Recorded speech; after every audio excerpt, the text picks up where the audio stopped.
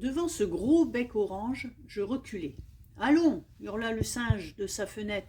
« Pélie ne va pas te manger, grimpe !»« Je veux bien, mais promets-moi de ne pas refermer ton bec sur moi. »« Tu n'as rien à craindre, assura le pélican. J'ai un bec spécial, je dirais même génial.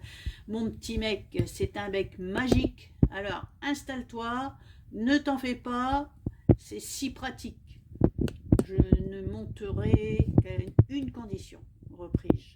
Jure-moi sur l'honneur que tu ne refermeras pas ton bec quand je serai à l'intérieur. J'ai horreur d'être enfermé dans le noir. Je m'apprête à effectuer une petite opération qui m'empêchera de fermer le bec, expliqua le pélican. Veux-tu que je te montre comment ça fonctionne ? Et comment, dis-je ? Tu vas voir ce que tu vas voir, s'écria le pélican. Sous mes yeux ahuris, la partie supérieure du bec se mit à glisser en arrière. J'ai fait rentrer le haut de mon bec à l'intérieur de mon cou, hurla le pélican. Ça, c'est du génie, mieux, de la magie. Incroyable, murmurai-je, ça me fait penser au maître ruban de mon père à la maison. Nous avons dépensé jusqu'à notre dernier sou pour acheter cette maison, et nous devons d'urgence gagner de l'argent à nouveau. Pélie claque du bec, le singe a une faim de loup, et moi j'ai l'estomac dans les talons. Pélie mange du poisson, le singe des noix, quant à moi, je suis très difficile à nourrir. Je suis une girafe orcalion, et une girafe orcalion ne mange que les fleurs roses et mauves de l'arbre drolin. Mais ces fleurs, comme tu le sais, sont très difficiles à trouver et si chères.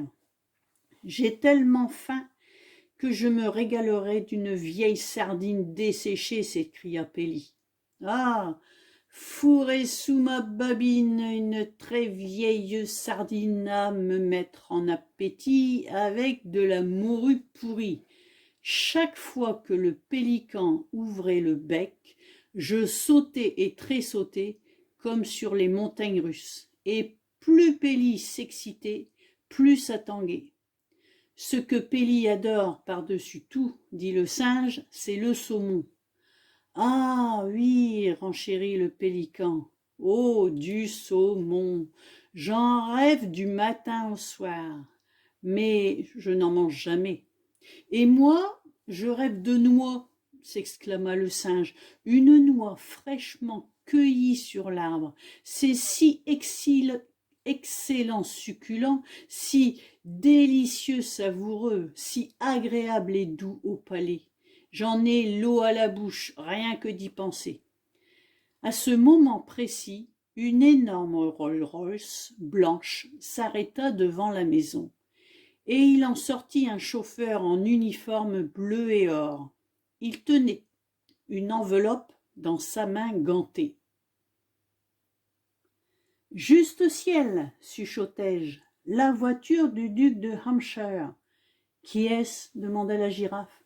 « L'homme le plus riche d'Angleterre, » répondis-je. Le chauffeur frappa la porte. « Voilà, voilà » cria la girafe. En levant les yeux, l'homme nous aperçut, la girafe, Pélie, le singe et moi. Pas un muscle de son visage ne tressaillit. Il ne fronça même pas le sourcil. Les chauffeurs de milliardaires ne s'étonnent de rien. « Sa grâce, le duc de Hampshire, annonça-t-il, m'a chargé de porter cette lettre au gang des laveurs de carreaux. »« C'est nous » s'écria le singe. « Auriez-vous l'amabilité d'ouvrir l'enveloppe et de nous lire la lettre » demanda la girafe. Le chauffeur décacheta l'enveloppe et se mit à lire. « Chers messieurs, j'ai lu votre annonce en passant devant chez vous en voiture ce matin. Voilà 50 ans que je cherche un laveur de carreaux convenable et je n'en ai toujours pas trouvé. Ma maison a 677 fenêtres, sans compter celles des serres, et toutes sont extrêmement sales. Veuillez venir me voir le plus tôt possible. Sincèrement votre, duc de Hampshire. Ceci, ajouta le chauffeur d'une voix empreinte de crainte respectueuse, a été écrit de la main même de sa grâce le duc. Veuillez informer sa grâce que nous lui rendrons visite le plus tôt possible, dit la girafe.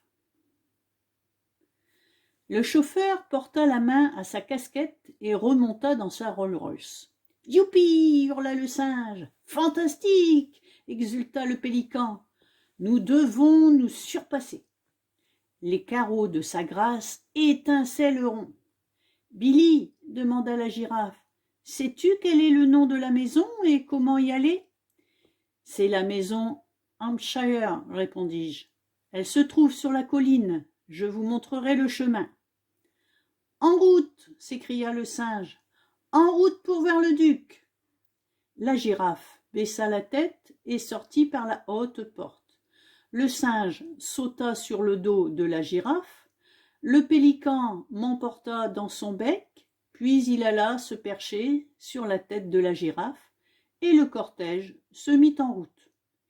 Inutile de dire que je me cramponnai de toutes mes forces.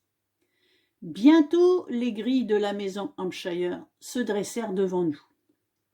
La girafe remonta lentement une large allée. Nous nous sentions tous un peu inquiets.